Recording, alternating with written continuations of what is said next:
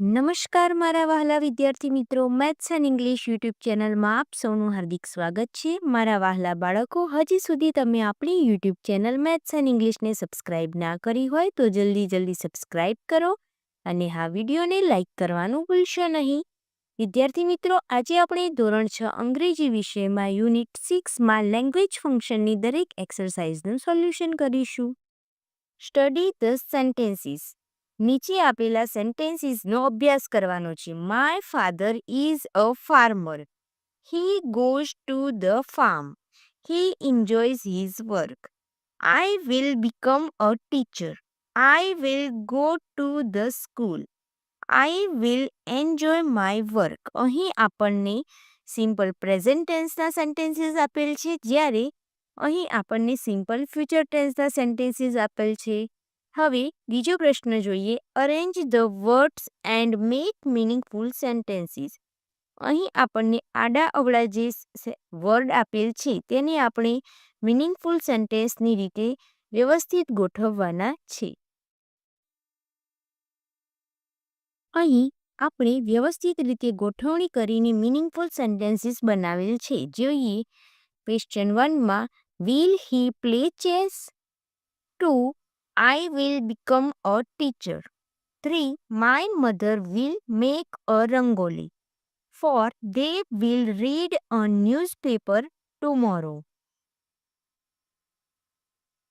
5. She will buy a new car next week. ત્યારબાદ next question જોઈએ. Study the example and prepare your study time table for the next week. Example practice આપેલ છે, તો અહીં લખેલ છે next week I will practice mathematics for an hour day. એ જ પ્રમાણે wake up. Next week I will wake up at 6 o'clock in the morning. Revise. Next week I will revise my English lessons. Right.